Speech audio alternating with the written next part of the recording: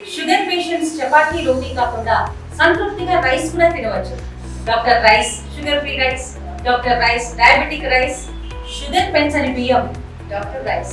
రాయలసీమకు ముఖ్యంగా కర్నూలు, అనంతపురం, చిత్తూరు జిల్లాలకు వరప్రసాదిని హంద్రీనివాస్ సుజల స్రవంతి.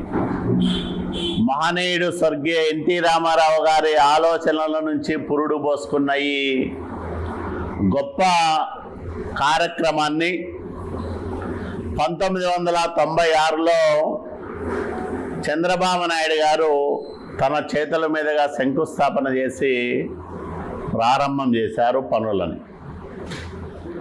అప్పట్లో ప్రభుత్వానికి ఉన్న ఆర్థిక ఇబ్బందులు కానీ,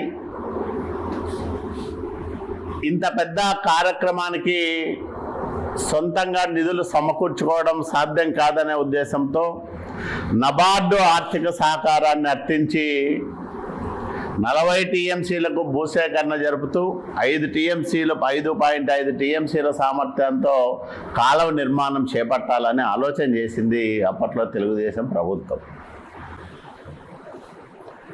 మళ్ళీ 1924 మధ్యకాలంలో జగన్మోహన్ రెడ్డి హయాంలో ఈ కాలువ పూర్తిగా నిర్లక్ష్యానికి గురైతే, పనులు పూర్తిగా ఆగిపోతే 24లో ముఖ్యమంత్రి అయిన తర్వాత చంద్రబాబు నాయుడు గారు 3700 కోట్ల రూపాయలు నిధులు ఇచ్చి మళ్ళా ఇప్పుడు విస్తరణ పనులను శరవేగంగా చేస్తూ ఉన్నారు. జూలై 10వ తేదీ నీటిని విడుదల చేస్తా 3850 క్యూసెక్కుల సామర్థ్యంతో నీరు ప్రవహించే విధంగా చూస్తామని ఆయన సంకల్పం తీసుకొని పనిచేస్తూ ఉన్నారు. ఇట్లాంటి గొప్ప కార్యక్రమం జరుగుతూ ఉన్నప్పుడు చంద్రబాబు నాయుడు గారి మీద చెడు విమర్శలు చేయొద్దండి అని నేను వైసీపీ నాయకులకు చెప్పడం జరిగింది. దీనిపైన ఎక్కడైనా సరే మేము బహిరంగ చర్చకు సిద్ధంగా ఉన్నామని చెప్తాం. శివరామరెడ్డి స్పందించాడు. నేను చెప్పాను, 21వ తేదీ అనంతపురం రా, ఎవరికి ఇబ్బంది లేకుండా ఒక 3 గంటలు, 1.5 గంట ఆయన, నేను 1.5 గంట ఎవరు ఏం చేశారో చెప్పుకుంటే ప్రజలందరూ వింటారు, మీడియా ప్రతినిధులు కూడా ఉంటారు, బాగుంటుందని చెప్తే లేదు ఉరవకొండ నియోజకవర్గంలోనే ప్రజల మధ్యలోనే చర్చ జరగాల, అది 21వ తేదీనే చర్చ జరగాలని మళ్ళా నిన్న స్పందించినాడు శివరామరెడ్డి. ఆయన మోజు ఎందుకు కాదనాలా, ఉరవకొండ నియోజకవర్గంలోనే ఈ హంద్రీనివా పథకానికి అత్యంత కీలకమైన ప్రదేశమైన జీడిపల్లి రిజర్వాయర్ దగ్గర రేపు అంటే ఈ నెల 21వ తేదీ బుధవారం ఉదయం 11 గంటలకి బహిరంగ చర్చకు నేను వస్తున్నా శివరామరెడ్డి, నువ్వు కూడా రమ్మని నేను ఆయనకు విజ్ఞప్తి చేస్తా ఉన్నా, కోరుతా ఉన్నా. ఆయన మోజు మనమెందుకు కాదనాలా. ఈ పథకం పుట్టుక గురించి మాట్లాడదాం, పథకం ఎవరి హయాంలో పనులు ప్రారంభమైందో మాట్లాడదాం.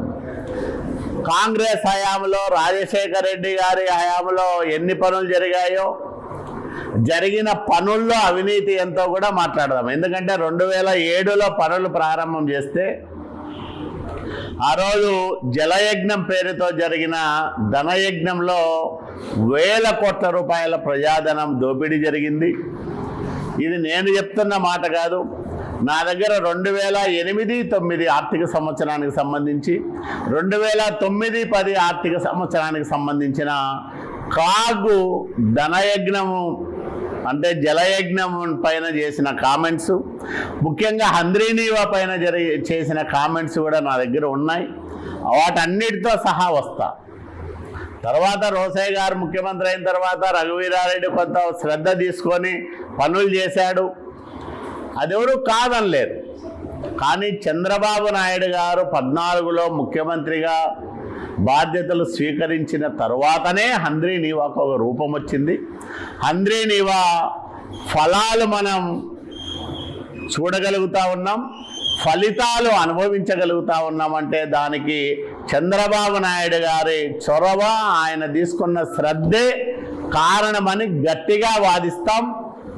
మా వాదనకు తగిన ఆధారాలు కూడా ఎవరు ఎంత ఖర్చు పెట్టారు, ఎవరి హయాంలో ఎన్ని పనులు జరిగాయి, 2014 నుంచి ఈ 10 సంవత్సరాల కాలంలో జరిగిన పనులపైన చర్చించడానికి సిద్ధమే. లేదంటే ఆ పథకం ప్రారంభం నుంచి జరిగిన వ్యవహారాల గురించి చర్చించాలన్నా నేను సిద్ధమే. అన్ని వివరాలు నా దగ్గర ఉన్నాయి. కాగ్ నివేదికలు ఉన్నాయి.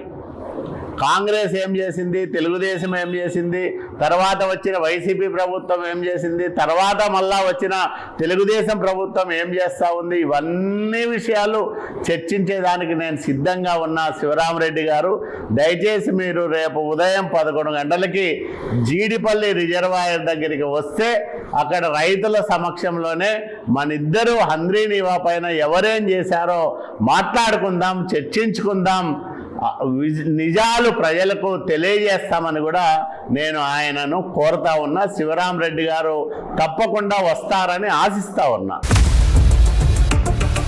ఇండియా పాకిస్తాన్ తాజా అప్డేట్స్ కోసం డౌన్లోడ్ చేసుకోండి RTV లైవ్ యాప్.